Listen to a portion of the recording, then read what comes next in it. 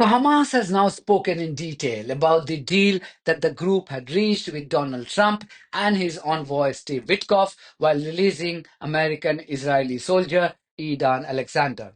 And it's not looking good for Trump, his envoy, and more crucially, the USA as a country. Because, going by what Hamas spokesperson Basem Naim has to say, it is clear Trump and his envoy brazenly dishonored the terms of the deal, which helped them secure the release of Edan Alexander from Hamas's captivity.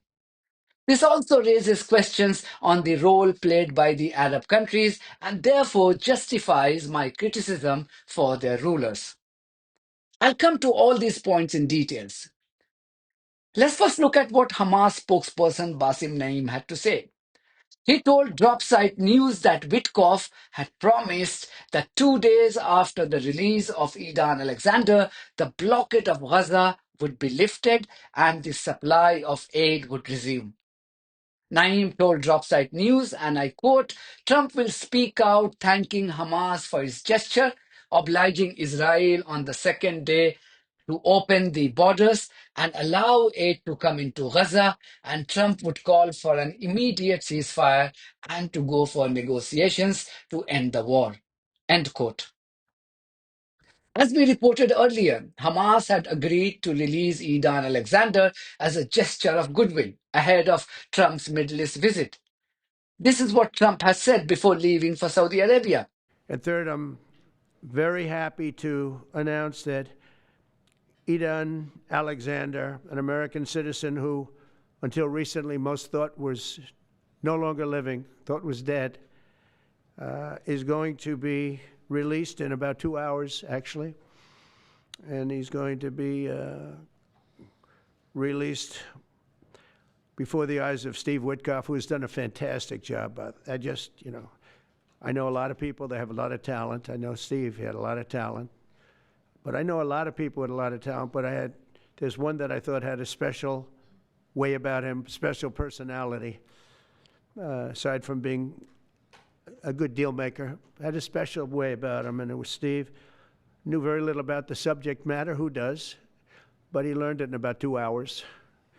And he's been fantastic, so I want to just thank Steve. But they're going to be releasing Edan in about 2 hours from now, or sometime today, let's say. While in Saudi, Trump said this. And we've been working tirelessly to bring back all hostages held by Hamas. We brought back a lot already, but we're bringing back more. This weekend, we successfully negotiated the release of the last American hostage, Edan Alexander. Just came out a few hours ago, and we continue to work to get that war ended as quickly as possible. It's a horrible thing that's taking place. All civilized people must condemn the October 7th atrocities against Israel, which would never have happened again if you had probably a different president, but definitely if you had me as president. The people of Gaza deserve a much better future, but that will...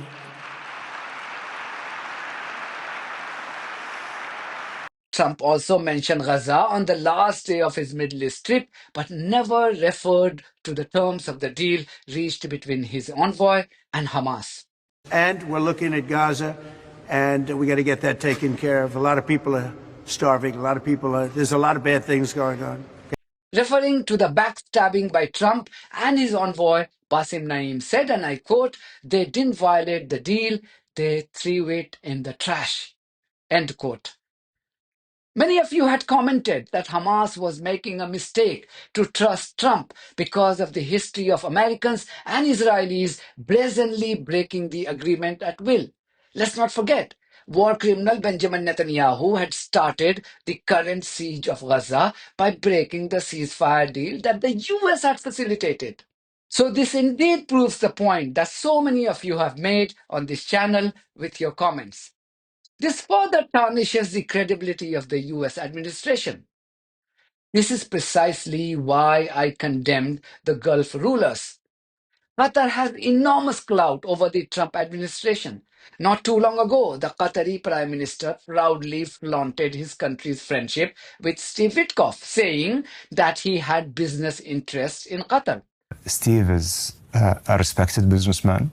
He has done business. We didn't do anything wrong with him. We have done business. I've known him for a long time. I attended his son's wedding. I have a personal relationship, and all this happened before even the election, before the election taking place. This was, I think, last February, just months before the election. And this friendship and relationship, it means that there's a trust between two people. And this trust will, of course, matters for, the working relationship that we have and partnership that US and Qatar has. And it benefited the deal at the end of the day. The man traveled all the way. He stayed here. He spent a few days in Doha. He participated with us in the negotiation. He pushed when it was required. He did a great job. We, as partners, we achieved the deal at the end of the day. So my question is this. Why did Qatar not use its financial power to make Witkoff and Trump simply honor the deal and stop the carnage currently going on in Gaza? Nearly 1 million people in Gaza face imminent danger of death due to starvation caused by the Israeli terrorists. Israeli terrorists also continue to slaughter Palestinians, children and babies for fun. They have slaughtered more than 150 people, including babies, in the last 24 hours alone. Imagine if this was the other way around, and just 10 Israelis or Europeans were made to starve to death. Imagine if those being killed mercilessly and brutally were Israelis. Imagine if Hamas targeted just one Israeli child or baby. Yes, Starmer, the British Prime Minister, would be cancelling everything to write a long social media post, convene an urgent session of parliament. The sellout members of the US Congress and Senate would be declaring national mourning. Leaders of the European and Western countries would be heading to the settler colony of Israel to express their support. But why is everyone's morality and conscience dead when Israeli brutalities, with the help of the broader West in 2025, are forcing close to 2 million people to die? Have the politicians of the West admitted now that they are effectively racist, whose hearts are filled with hate for the victims of color? And therefore, they enjoy the sight of children and babies being bombed to death. And those who survive are made to die of starvation. Listen to this American professor asking exactly the same question. When children and innocents are starving to death. It's a difficult question on a certain level and an easy answer on another. First, I think countries across the world need to just simply live up to international law. What Israel is doing in relation to Gaza, the blockade that is cutting off food and water, is illegal. It's not sanctioned by international law. And I think if countries understand that and live up to the letter of that law and to the intent of that law, they would hold Israel accountable. I want to just acknowledge what the rabbi is doing, what he's written and what he's doing. It is important that when you're within a particular tradition, Chris, that you can bring the resources of that tradition to bear on the actions of those who are committed to the same principles and ideals and faith that you are. So it's within that tradition that he's bringing the basic tenets of Judaism to bear on what Israel is doing. And I think that's really important, and I think it's powerful, and I understand the risk that he's taken. I think also for me, I just want to say, I want to ask a basic question. How many dead Palestinians are needed for the state of Israel? What level of mass death is required to satiate your revenge, to feel safe? How many dead babies and children? We have to ask that moral question as we bear witness to what we're seeing, Chris. But what difference does it make? Starmer is more concerned about following far-right policies on immigration in the desperate hope to secure his political future. And the US, as we learn now, simply doesn't care and is happy to break the deal. Meanwhile, a bloodthirsty terrorist called Benjamin Netanyahu is allowed to carry out another Holocaust to save his political career.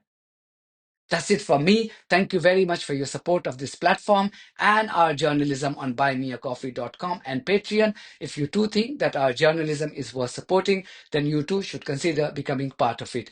Details are there in the description of this video. In the meantime, if you haven't subscribed to my channel, please do so, because that's one of the many ways you can support independent journalism. God bless you all.